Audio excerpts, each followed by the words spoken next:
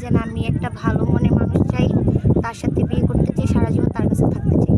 তাই সে আমাকে ভালো খাবার ভালোবাসা দিলেই তাকে কিছু লাগবে না। তাই মানুষ মেয়েদের সম্মান করতে জানে, ভালোবাসতে জানে, ভালোভাবে রাখতে জানে, সে মেয়েদের মর্যাদা। দর্শক আসসালামু আলাইকুম, জীবনের গল্প অনুষ্ঠানে আপনাদেরকে স্বাগত। আমাদের ক্যামেরার সামনে এসে বসে আছে মিষ্টি কিউট আপু, আর চলে আসছি আমরা তার কাছে চাঁদপুর। আপু আসসালামু আলাইকুম। ওয়ালাইকুম আসসালাম। আপু তোমার নাম? মুসাম্মত নাদিয়া। নাদিয়া। আপু তোমার দেশের বাড়ি? কুমিল্লা চাঁদপুর। কুমিল্লা চাঁদপুর। আচ্ছা আপু, তোমার ফ্যামিলিতে কে আছে? আমার মা বাবা ভাই বোন আর আমি। তুমি না? আচ্ছা, তোমার ভাই কি করে, বাবা কি করে? বাবা অসুস্থ, ভাই গাড়ি চালায়, বোনই আলাদা থাকে, সে তার ফ্যামিলি আলাদা। তার ফ্যামিলি আলাদা না? আচ্ছা আপু, এখন এই ক্যামেরার আসার উদ্দেশ্যটা কি সেটা একটু জানাতে। আমি এই ক্যামেরা আসার উদ্দেশ্য একটাই, যে না আমি একটা ভালো মনের মানুষ চাই, তার সাথে বিয়ে করতে চাই, সারা জীবন তার কাছে থাকতে চাই।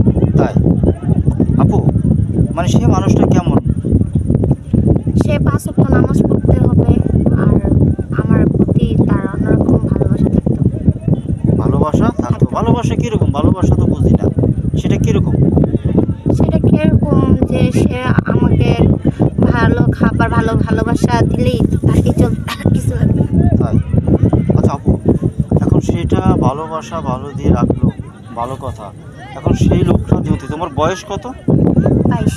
22। আচ্ছা, সেই লোকটার যদি বয়স 40-45 হয়, সেক্ষেত্রে কী করবো বলো?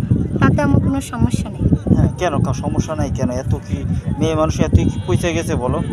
জি না, বয়স্ক মানুষ মেয়েদের সম্মান করতে জানে, ভালোবাসতে জানে, ভালোভাবে রাখতে জানে, সে মেয়েদের মর্যাদা বুঝে। সত্যি? আচ্ছা, কোনো বিয়েতে লোক যদি তোমাকে পছন্দ করে, তার বাচ্চা আছে, সেক্ষেত্রে সে যদি আমাকে ভালোভাবে রাখতে পারে, খাওয়াইতে পারে, অন্য আলাদা সেপারেটে রাখতে পারে, তাহলে আমি তাকে বিয়ে করতে চাই। তাই?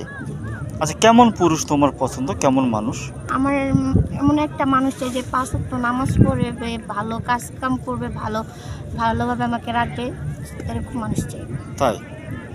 আচ্ছা আপু, একটা ভাই প্রবাস থেকে ফোন দিয়েছে, কমেন্ট করেছে যে আপনাকে আপুকে জিজ্ঞাসা করো, আমার ওয়াইফ ছিল, ও চলে গেছে পরকীয়া করে, এখন 2টি সন্তান আছে, সেক্ষেত্রে কি বিয়ে শাদী করবে? জি, করবো না কেন? ওনার তার দোষ নাই, দোষ ছিল তার ওয়াইফের, সে চলে গেছে, তাতে তো তার কোনো দোষ দেখি না আমি। তাই? আচ্ছা, কিভাবে যোগাযোগ করবে তোমার সাথে? আপনাদের মাধ্যমে যোগাযোগ করতেই হবে, আমার তো ফোন নাই, আর আমাদের এরকম আর্থিক অবস্থা নাই যে আমি একটা ফোন কিনতে পারবো। তাই?